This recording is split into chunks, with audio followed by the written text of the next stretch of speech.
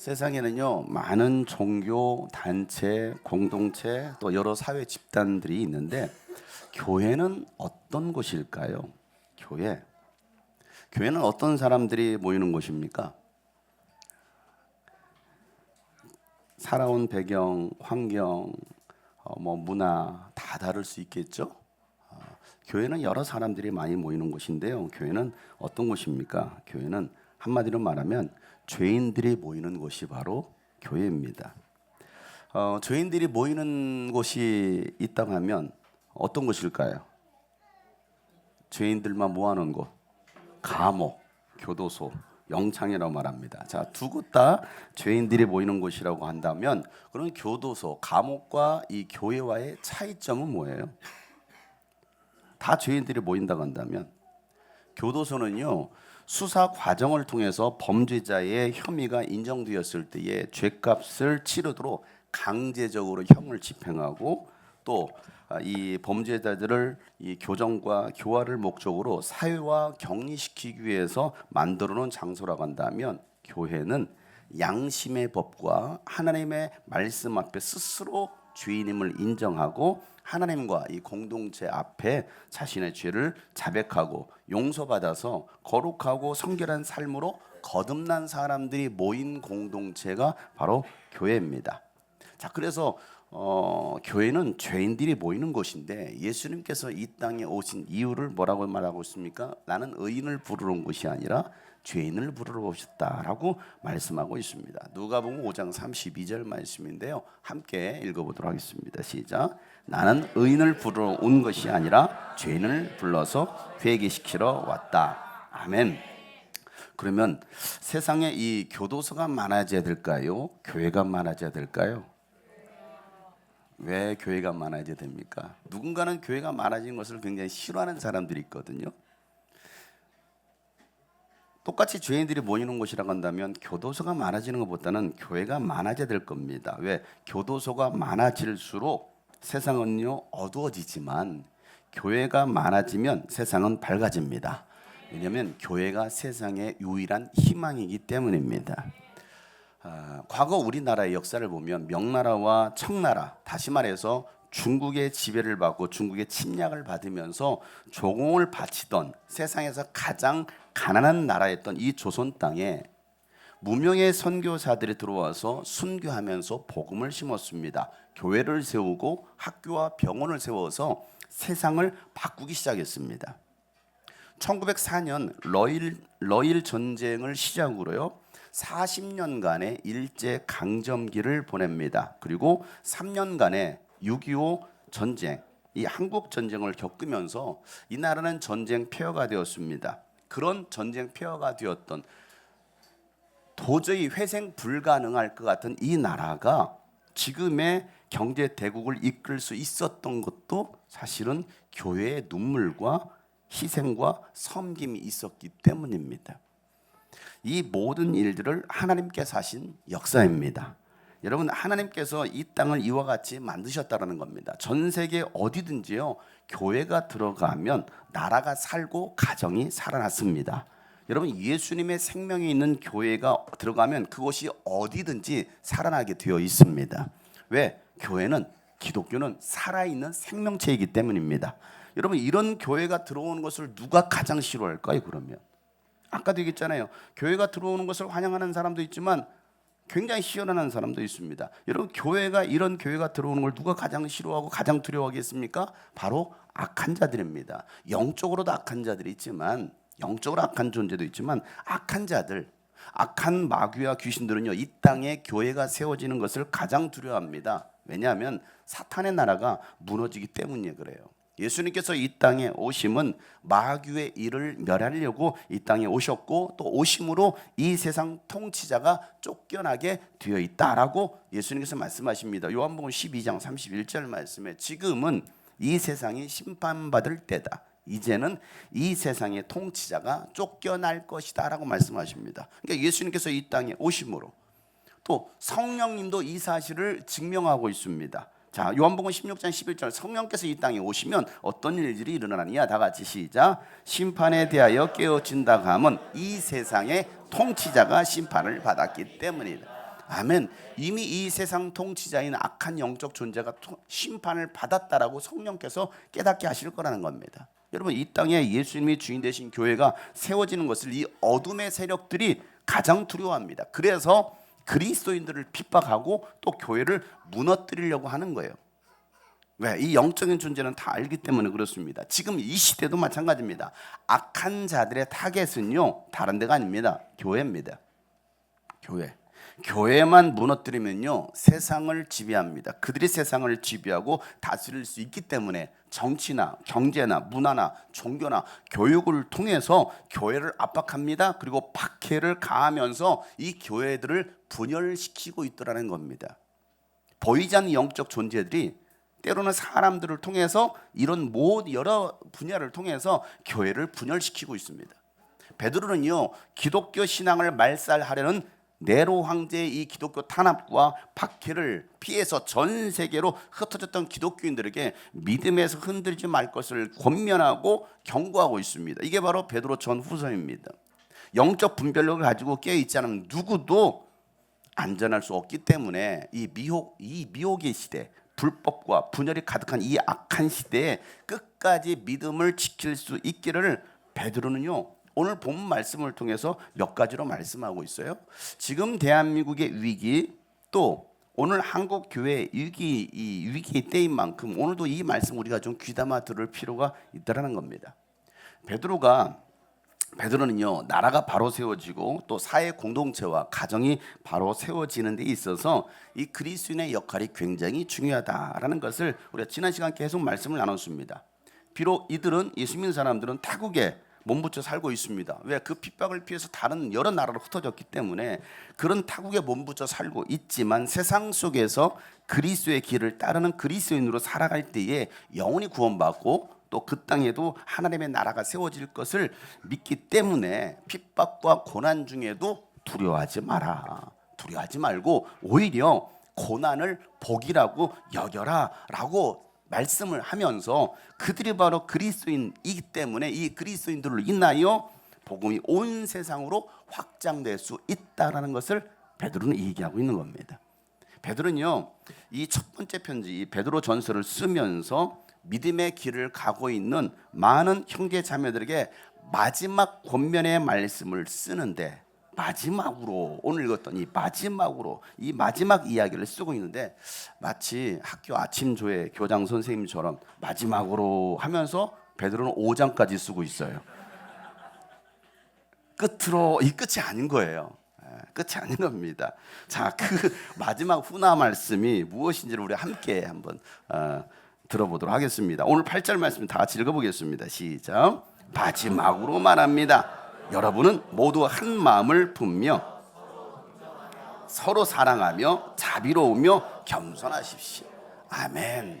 베드로가 마지막으로 하면서 이 이야기를 써가고 있습니다. 베드로는요, 이 모든 공동체가 회복되기 위해서는 한 마음을 품고 또 서로 동정하고 또 서로 사랑하고 자비롭고 겸손해야 된다라고 말씀하고 있습니다. 나라나 가정이나 교회나 어떤 공동체든지 마음이 나뉘면요, 무너지게 되어 있습니다. 마귀가 공동체를 무너뜨리기 위해 쓰는 전략 중에 가장 효과적인 전략이 뭐냐면 마음을 나누는 거예요. 마음이 하나가 되지 않는 겁니다. 마음이 하나가 되지 않으면요, 그 공동체는요, 끝까지 같이 갈 수가 없는 거예요. 이미 마음이 분열됐는데요, 나라가 벌써 두 쪽이 됐는데요, 나 하나쯤이야라는 생각이요, 결국 공동체를 무너뜨리는 겁니다. 마귀는 그 마음, 그 생각을 집어 넣어주는 거예요. 분열시키는 마음. 가룟 유다가 예수를 팔게 된 것도 그 마음이 떠난 거예요. 마음이 떠났기 때문에 예수를 팔아버립니다. 여러분, 왜 교회를 떠납니까? 교회를 떠나는 것도요, 마음을 빼앗기 때문에 그런 거예요. 나는 끝까지 함께 할 거요, 그 마음을 빼앗기는 겁니다. 이게 마귀의 간사한 관계라는 겁니다. 이게 마귀의 전략입니다. 요한복음 13장 2절에 보면 유월절 만찬 가운데 예수님이 말씀하시는, 저녁을 먹을 때 악마가 이미 시몬 가룟 유다, 가롯의 아들 유다의 마음속에 예수를 팔려는 뭘 넣었어요? 생각을 불어넣은 겁니다. 그 마음속에 생각을 집어넣은 거예요. 여러분, 그래서 우리가 지켜야 될 것이 돈이 아니라 마음이에요. 돈은 많은데 마음을 빼앗겨 버리니까 어떻게 됩니까? 가정이 파탄 나는 거 아닙니까? 교회도 마찬가지입니다. 우리는 지켜야 될 것이 돈이 아니라 마음입니다. 생명의 근원이 마음에서 나오기 때문입니다. 여러분, 나를 살게도 하고 나를 죽게도 하는 것이 뭐예요? 마음이라는 겁니다. 그래서 잠언 4장 23절 말씀이면 그 무엇보다도 너는 뭘 지켜라? 내 마음을 지켜라. 우리 옆에 사람 보고 마음을 지킵시다. 왜? 그 마음이 바로 생명의 근원이기 때문이다라는 말하고 있습니다. 생명의 근원은 마음이에요. 마음이 하나가 되어 함께하면요, 적에게도 맞설 수 있고요, 마귀도 결코 그들을 쉽게 끊을 수가 없습니다. 신앙생활은요, 혼자 하는 게 아닙니다. 함께 하는 것입니다. 여러분, 아담에게 돕는 배필로 하와를 주셨던 것처럼 함께 할 때, 서로 함께 할 때 서로에게 유익이 되는 거예요. 돕는 배필이라는 것은 일방적인 게 아니고요, 서로 도와가는 겁니다. 함께 할 때 유익한 겁니다. 우리 옆에서는 다시 한번 당신과 함께 하니까 내게 유익입니다. 함께 할 때 유익인데 그 마음이 떠나니까 어떤 일이 벌어집니까? 자기 동생도 형제도 살인하게 되는 그런 일이, 가족살인, 그것도 아주 계획적인 계획살인이 가정 안에서 일어나잖아요. 왜? 마음이 무너진 겁니다. 마음이 떠난 겁니다. 그러나 마음이 하나가 되면요, 두려울 것이 없습니다. 여러분, 서로 함께 할 때 우리는 승리할 수가 있습니다. 그래서 전도서 4장 12절 말씀에 이렇게 말하죠. 혼자 싸우면 지지만 둘이 힘을 합치면 적에게도 맞설 수 있다라는 겁니다. 다 같이 시작. 세 겹줄은 쉽게, 삼겹줄은, 오늘 저녁 점심 삼겹살 먹을까요?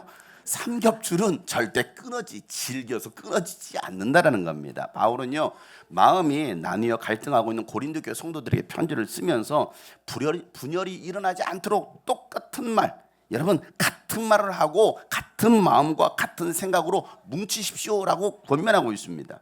여러분, 활활 타오르는 이 장작불도요, 그 나뭇가지 하나를 빼면요 꺼지고 말지만, 계속 하나를 빼보세요. 꺼집니다. 그러나 함께 있으면 큰 산도 태울 수 있는 것이 바로 불이라는 겁니다. 그래서 바울은 고린도전서 1장 10절 말씀에 이렇게 말합니다. 그런데 형제자매 여러분, 나는 우리 주 예수 그리스도의 이름으로 여러분에게 권면합니다. 뭘 권면합니까? 다 같이 시작.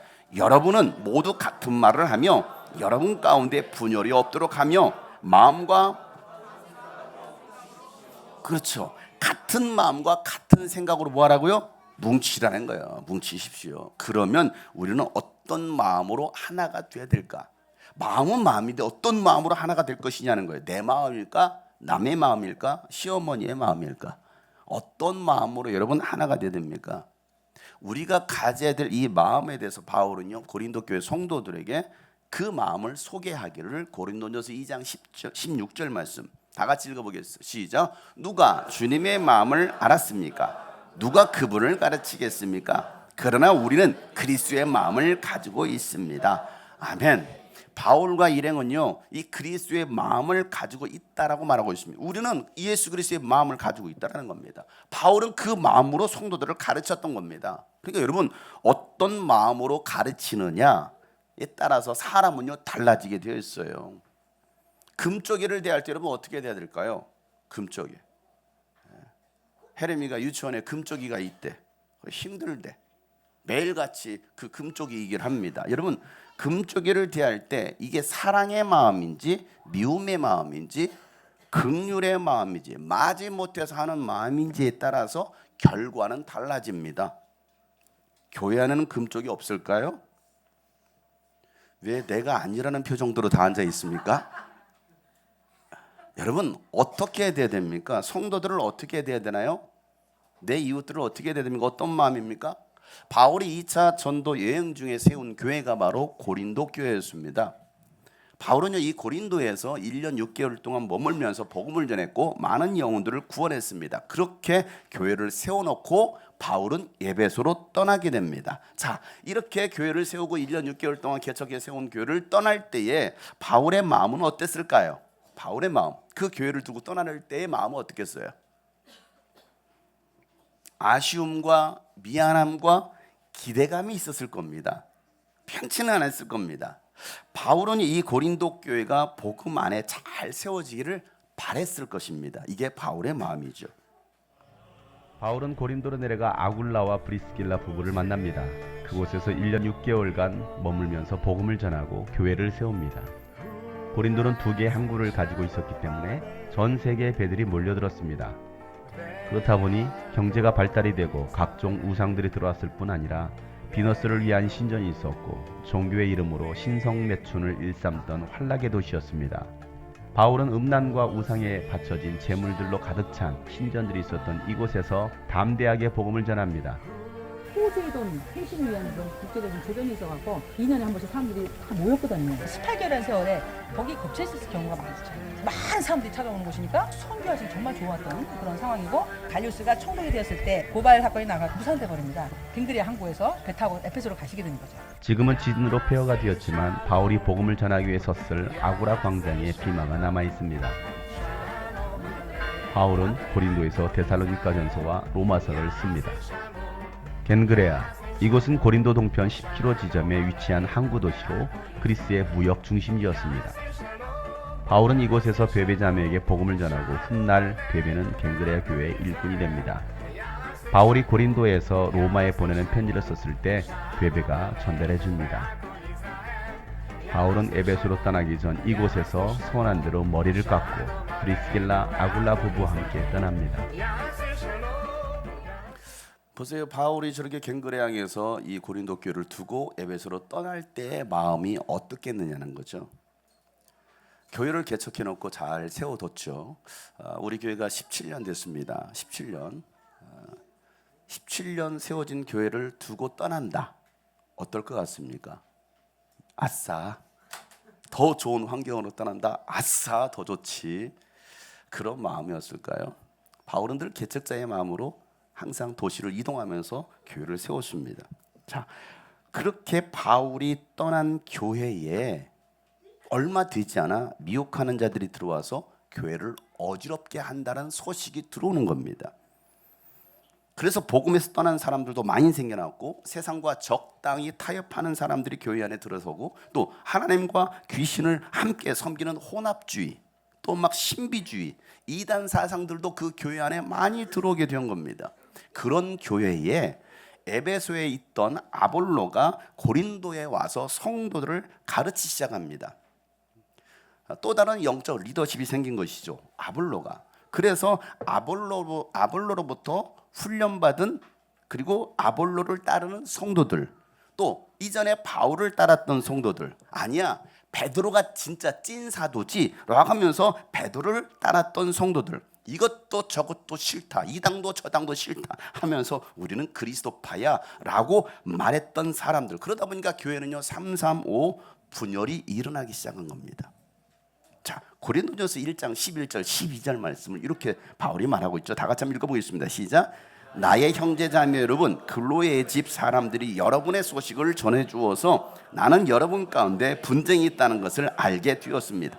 다름이 아니라 여러분은 저마다 말하기를 나는 바울 편이다, 나는 아볼로 편이다, 나는 게바 편이다, 나는 그리스도 편이다 한다고 말. 아멘. 여러분, 교회가 이렇게 나누면 어떻게 될까요? 평안할까요? 얼마나 불안하겠습니까? 그런 교회는요 무너지는 겁니다. 지난 5월 한 달 공동체별로 우리가 예배를 준비하면서 사역지들에 돌아가면서 매주 말씀을 전했습니다. 그래서 누군가는요, 목사님 설교보다 추미연 전도사님이 설교가 더 좋은데 재밌잖아 일장.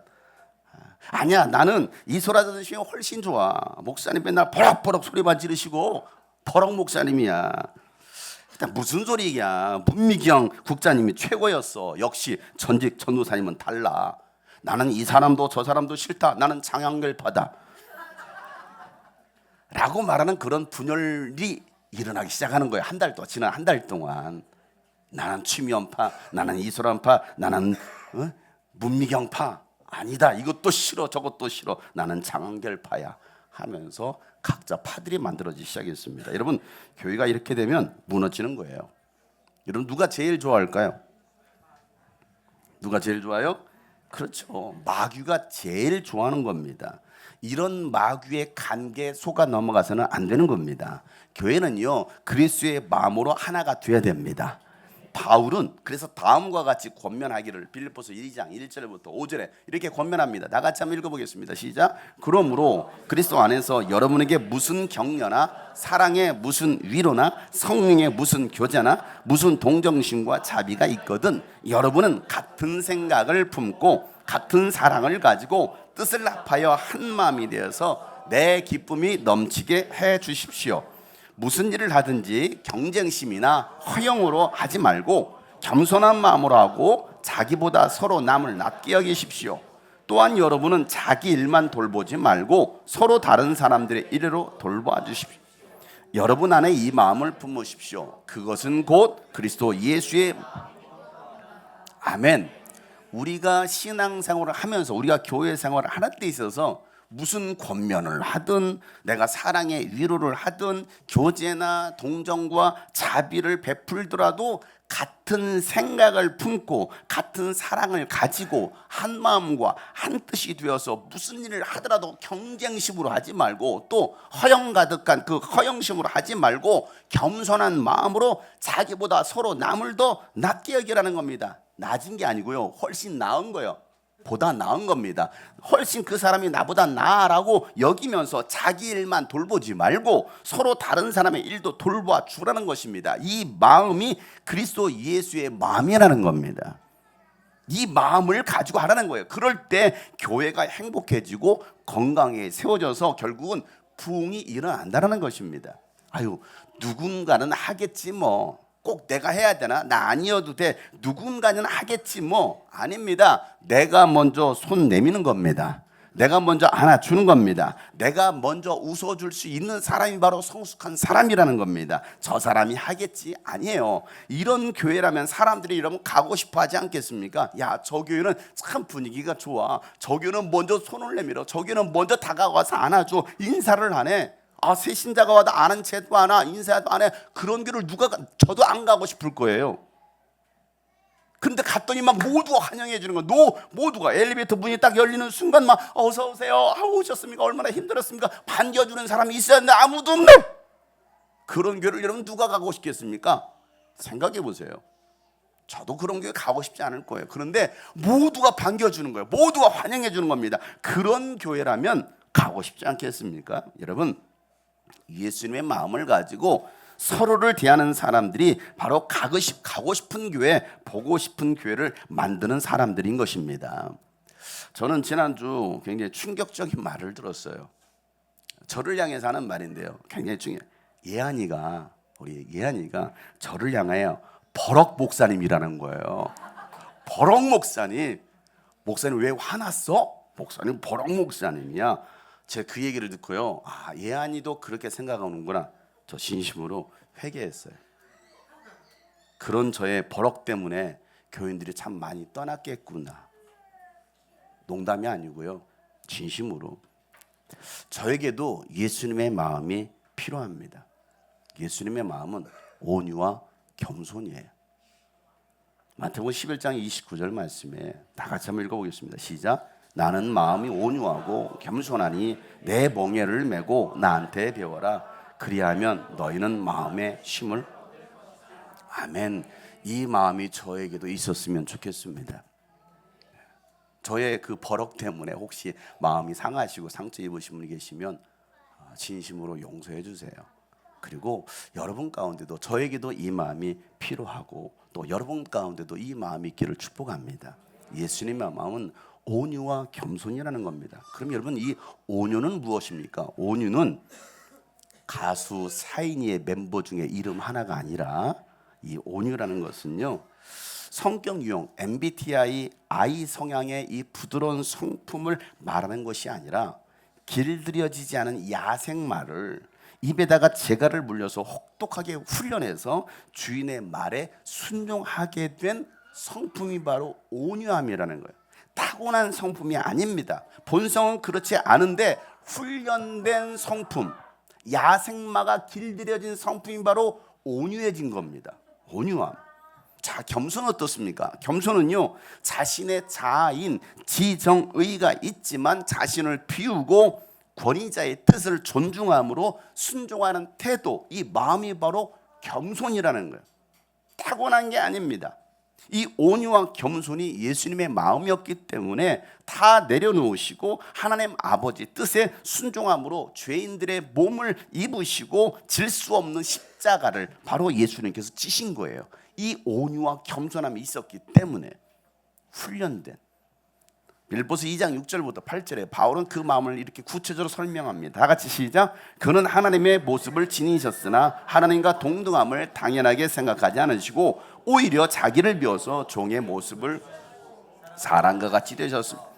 그는 사람의 모양으로 나타나셔서 자기를 낮추시고 죽기까지 순종하셨으니 곧 십자가에 아멘. 여러분, 이 온유와 겸손의 마음으로 우리는 서로 동정하고 사랑하고 자비를 베푸는 것입니다. 여러분, 예수님께서 먼저 우리를 동정하셨고 사랑하셨고 자비를 베풀어 주셨기 때문에 우리도 그와 같이 해야 한다는 것을 말씀하고 있어요. 히브리 저자는요, 히브리서 4장 15절에 이렇게 기록하고 있죠. 우리의 대제사장 예수님은 우리의 연약함을 동정하지 못하시는 분이 아닙니다. 다 같이 시작. 그는 모든 점에서 우리와 마찬가지로 시험을 받으셨지만 죄는 없어요. 아멘. 여러분, 동정하면 떠오르는 게 뭡니까? 동정. 불쌍해. 저 사람 안타까워. 대부분요, 나보다 저 사람이 좀 안 됐어 라고 생각하는, 그러니까 내가 좀 우월해 라는 생각에서 많은 사람들이 이 동정심을 느끼는데, 사실은 동정은요 단순히 불쌍하게 생각하고 안타깝게 여기는 마음이 아닙니다. 동정이 뭔지 아십니까? 동정은요 그와 같이 되는 거예요. 저 사람과 같이 되는 게 동정의 마음입니다. 영어로는요 컴패션입니다. 컴패션. 다른 말로 말하면 교감한다라는 거예요. 교감. 교장이 아니고 교감이에요. 교감. 예수님은 교감쌤이 되셨어요. 무슨 말인지 아십니까? 인간과 교감하기 위해서 예수님께서 인간과 같이 되셨다는 거예요. 내가 저 개와 교감을 해야지. 그럼 어떻게 돼야 돼요? 개 같으면 되는 거예요. 똑같이 개처럼 왈왈 하면 그 개도 같이 공감합니다. 무슨 말인지 이해 가십니까? 교감하기 위하여. 이 사람은 내가 교감이 안 되는데 그 사람과 같이 되면 되는 거예요. 어린아이와 같이 되면 어린아이는요 교감합니다. 근데 나는 어른인데 같이 하는 게 조그마한 게, 그러면 절대 그 아이는 마음을 주지 않습니다. 그러나 그 아이처럼 우리 유란나 하면요 유란은 웃어요. 네, 저식 하면요 절대 눈길도 주지 않을 걸요. 예수님은 우리와 교감하시기 위해서 우리와 같이 되셨다는 겁니다. 그러니 우리가 당하는 고통을 예수님이 모르실 수가 없는 거예요. 예수님은요 우리보다 더 큰 고통을 직접 당하셨기 때문에 우리의 모든 아픔과 상처 예수님은 다 아십니다. 여러분, 우리가 슬퍼할 때도 예수님께서 함께 슬퍼하시고, 우리가 눈물 흘릴 때도 예수님께서 함께 눈물 흘리시는 것입니다. 여러분, 우리가 연약하여 쓰러지고 때로는 방황할 때도요 예수님은 뭐 하실까요? 그냥 뒷짐지고 가만히 보고 계시는 분이 아니라 예수님도 함께 탄식하시면서 우리를 위하여 기도하고 계시더라는 겁니다. 왜? 예수님은 동정하시는 분이고 교감하시는 분이기 때문에 예수님의 눈물, 예수님의 마음. 당신이 지쳐서 기도할 수 없고 눈물이 빗물처럼 흘러내릴 때 주님은 우리 연약함을 아시고 사랑으로 인도하시네. 예수님 널 위하여, 예수님 널 위하여, 예수님 기도합니다. 예수님 기도 안에 내가 홀로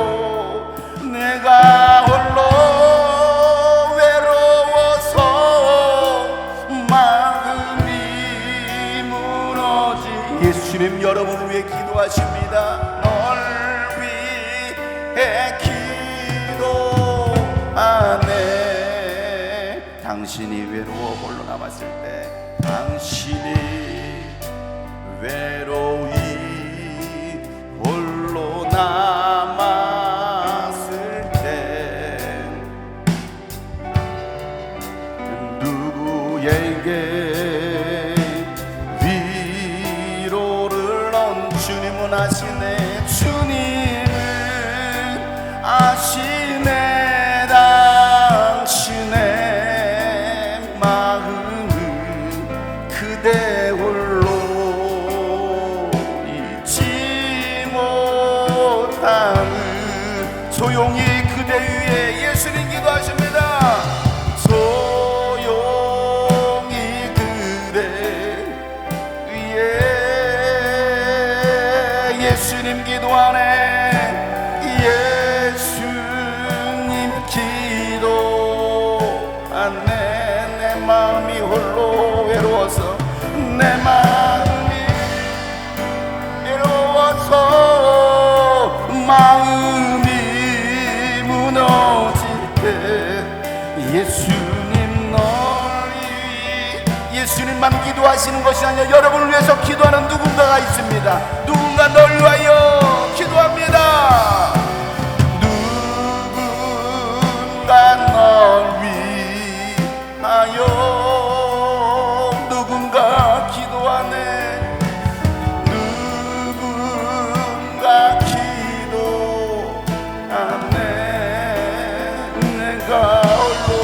내가 홀로 외로워서 마음이 무너질 때 누군가, 다시 한번 누군가 날 위하여 기도하고 있음을 기억하세요. 누군가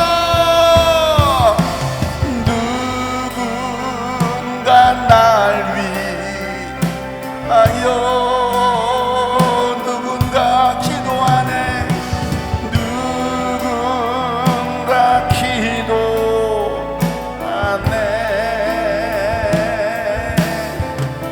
내가 홀로 외로워서 마음이 무너질 때 누군가 날 위해 기도하네.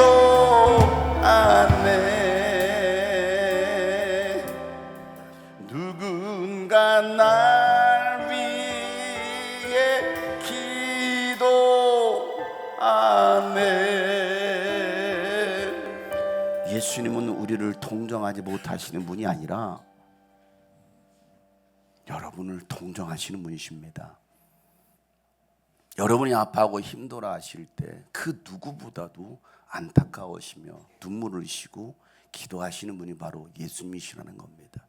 또 누군가는 여러분을 위해서 이렇게 안타까운 마음으로 눈물을 흘려 기도하는 사람도 있더라는 겁니다.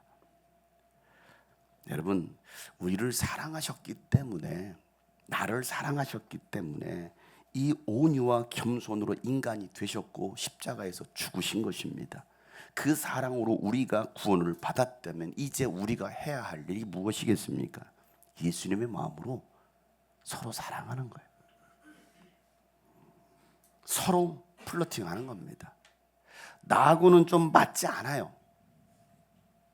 나하고는 정말 맞지 않아. 그런데 이해가 되지 않아. 그런데 서로 용납해주고 서로 용서해주면서 모든 것 위에 사랑을 더하는 것이 바로 예수 믿는 사람이고 그리스도인이다라고 말씀하고 있는 거예요. 골로새서 3장에 보면 바울은 12절에 골로새 교회 성도들에게 그러므로 여러분은 하나님의 택하심을 입은 사람으로서 사랑받는 거룩한 사람답게 동정심과 친절함과 겸손함과 온유함과 오래 참음을 옷 입듯이 입으라는 겁니다. 누가 누구에게 불평할 일이 있더라도 불평할 일이 없겠습니까? 부모와 자식 간의 관계도 없을까요? 때로는 목회자에게 불평할 일이 없을까요? 성도들에게 불평할 일이 없을까요? 그런 일이 있더라도 서로 용납하고 서로 용서해 주라는 겁니다. 주님께서 여러분을 용서한 친구가 같이 여러분들도 서로 용서하라는 겁니다. 이 모든 것 위에 사랑을 더해달라는 겁니다. 왜? 사랑은 완전하게 무는 띠라는 겁니다. 여러분, 사랑은요, 교회를 완전하게 묶는 띠입니다. 우리 교회를 안전하고 완전하게 묶을 수 있는 띠가 바로 사랑이나 다른 거 아닙니다. 사랑은요, 가정을 하나로 묶을 수 있는 띠입니다. 인간의 사랑이 아니라, 인간적인 사랑이 아니라 하나님의 사랑으로 말이죠. 교회의 위기, 가정의 위기, 이 국가의 위기를 만났을 때 하나로 묶을 수 있는 것은 바로 인간적인 사랑이 아니라 하나님의 사랑입니다. 여러분, 하나님의 사랑이 있다고 한다면 고난 중에서도 우리는 희망을 노래할 수가 있는 것입니다. 아픔과 슬픔 중에서도 우리는 희망을 노래할 수가 있는 것입니다. 지금이 바로 하나가 될 때입니다. 하나님 아버지와 아들 예수님이 하나가 되신 것처럼 우리도 서로 예수님과 하나 돼야 되고 또 서로 하나가 돼야 된다는 거예요. 그럴 때에 고난과 위기를 이겨낼 수가 있는 것이고 또 함께 즐거워하고 기뻐할 수가 있다는 겁니다. 예수님께서 우리에게 명령하셨던 세 계명, 내가 너희를 사랑한 것처럼 너희가 서로 사랑하라, 이 명령을 지키며 살아가는 사람들이 바로 예수 믿는 사람들이고 그들이 바로 그리스도인이라는 거예요. 요한복음 10장에 예수님께서 이렇게 말씀하시죠. 목자와 양의 관계로 말씀하시면서 다 같이 읽어보도록 하겠습니다. 시작. 아버지께서 나를 사랑하신 것과 같이 나도 너희를 사랑하였다. 너희는 내 사랑 안에 머물러 있어라. 너희가 내 계명을 지키면 내 사랑 안에 머물러 있을 것이다. 그것은 마치 내가 내 아버지의 계명을 지켜서 그 사랑 안에 머물러 있는 것과 같다. 내가 너희에게 이러한 말을 한 것은 내 기쁨이 너희 안에 있게 하고 또 너희의 기쁨이 넘치게 하려는 것이다. 내 계명은 이것이다. 내가 너희를 사랑한 것과 같이 너희도 서로 사랑. 아멘. 여러분, 서로 사랑의 기쁨이 우리 가운데 넘치기를 소망합니다. 예수님의 기쁨이 우리 교회 공동체의 기쁨이 되어서 더 깊은 사랑의 교제가 일어나기를 소원합니다. 여러분, 예수님께 죽으시기 전 이 땅에 남겨진 제자들과 오늘 이 시대, 오늘 우리를 위해서 예수님께서 기도하셨다는 거 아시나요? 여러분을 위해서 예수님께서 이미 2000년 전에 기도하셨어요. 그 기도 내용이 뭔지 아십니까? 아버지께서 주셨던 그 아버지의 이름인 그 예수님의 이름으로 우리를 보호하고 지켜달라는 기도였습니다. 여러분을 지킬 수 있는 것은 바로 예수의 이름입니다. 그리고 또 한 가지가 뭔지 아십니까? 분열이 아니라 하나가 되도록 예수님께서 기도하셨다는 거예요. 요한복음 17장 11절 말씀에 다 같이 한번 읽어보겠습니다. 시작. 나는 이제 더 이상 세상에 있지 않으나 그들은 세상에 있습니다. 나는 아버지께로 갑니다. 거룩하신 아버지, 아버지께서 내게 주신 아버지의 이름으로 그들을 지켜주셔서 우리가 하나인 것 같이 그들도 하나. 아멘. 여러분을 지켜달라고. 그리고 여러분, 우리 주님이 꿈꾸신 교회 공동체가 하나가 되기를 위해서 예수님께서 기도하고 계십니다. 성령님께서 오셔서 우리를 평화의 띠로 묶어서 하나 되게 하셨습니다. 그러니 우리도 이 하나 되게 한 것을 힘써 지켜야 된다라고 바울은 말합니다. 그럴 때 우리가 하나님의 뜻을 이룰 수 있다는 겁니다. 에베소서 4장 3절 말씀에 바울이 이렇게 말하죠. 성령이 여러분은 평화의 띠로 묶어서 하나 되게 해 주신 것을 뭐하라고요? 힘써 지키라는 겁니다. 그러니까 우리는 힘써 노력하는 거예요. 이게 저절로 절대 되지 않습니다. 나름대로 노력해보는 겁니다. 힘써 지켜보라는 겁니다. 아이 되겠지 뭐. 절대 저절로 되지 않습니다. 사랑하는 형제자매 여러분, 하나님은 우리를 통해서 하나님의 일을 행하시기를 원하십니다.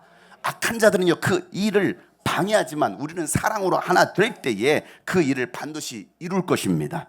여러분, 우리가 알지 못하고 크고 놀라운 일들을 우리는 보게 될 것입니다. 뭐 할 때요? 하나 될 때요. 하나 될 때.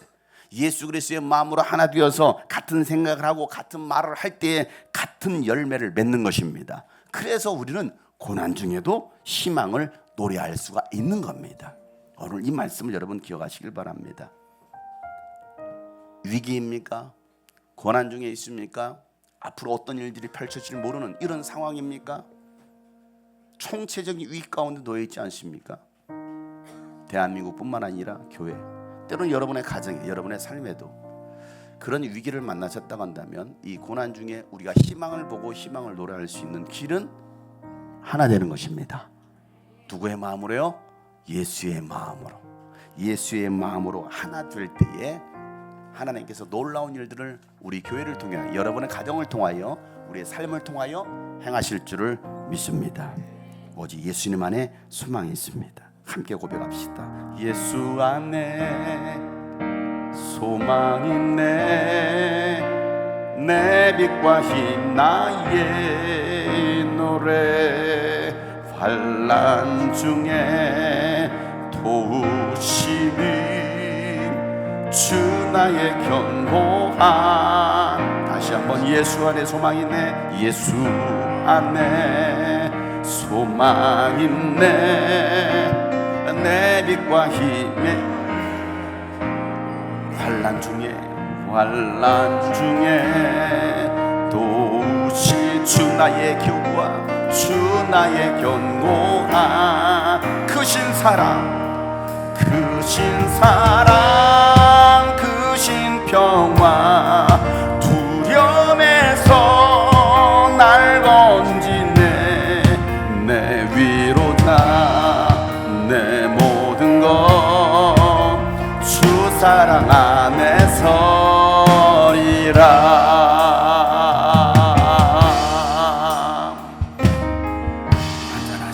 완전하신 하나님이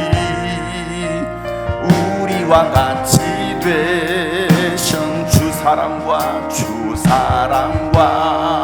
그 공의로 세상을 구원하. 십자가에 주 달리사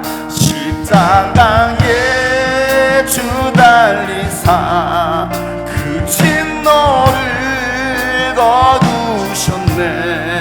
내 모든 죄 담당하신 주 은혜 안에 살리라.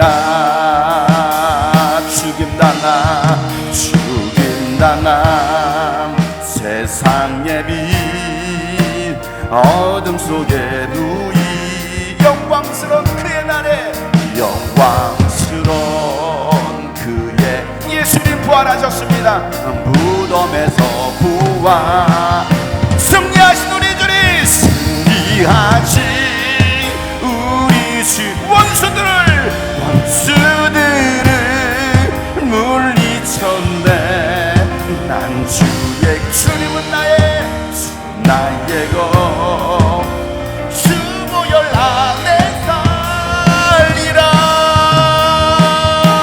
주 예수의 능력으로 주의 능력으로 내 속에 두려움 나의 사는 모든 순간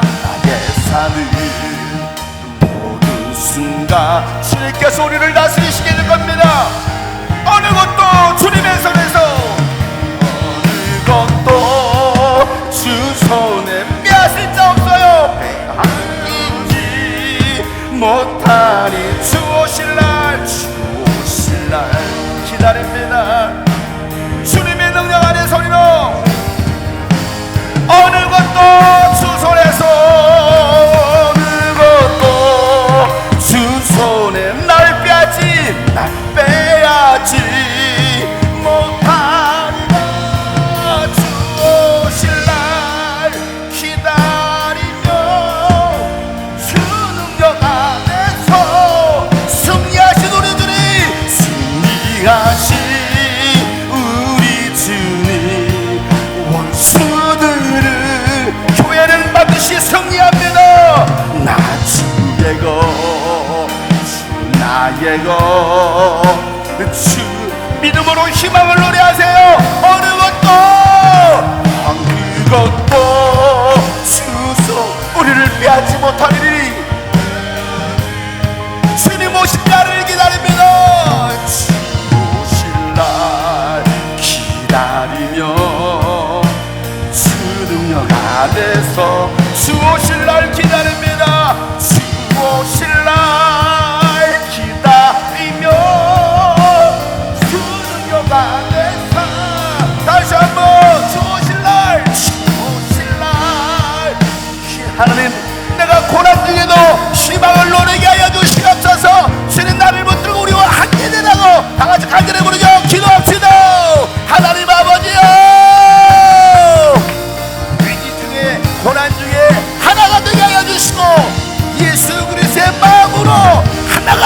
주시옵소서. 크신 사랑 크신 평화 두려움에서 날 건지는 내 위로자. 내 모든 것 주 사랑 안에서 크신 사랑 크신 사랑 크신 평화 두려움에서 날 건지는 내 위로자. 내 모든 것 주님의 사랑 안에 주 십자가에 달리셨습니다. 십자가에 주 달리사 그친 너를 거두셨네. 내 모든 죄 내 모든 죄 당당하신 주의 안에서 승리하신 우리 주님을 찬양합니다. 승리하신 우리 주님 원수들을 물리쳤네. 나 주의 것 주 나의 것 주 모여라. 우리 마지막으로 어느 것도 주 손에서 어느 것도 주 손에서 날 빼지 못하리라. 주 오실 날 기다리며 주 능력 안에서 주 오실 날 기다리며 주 오실 날 기다리며 주 능력 안에서 리라. 굳건한 반석 이시니 그 위에 내가 서리라.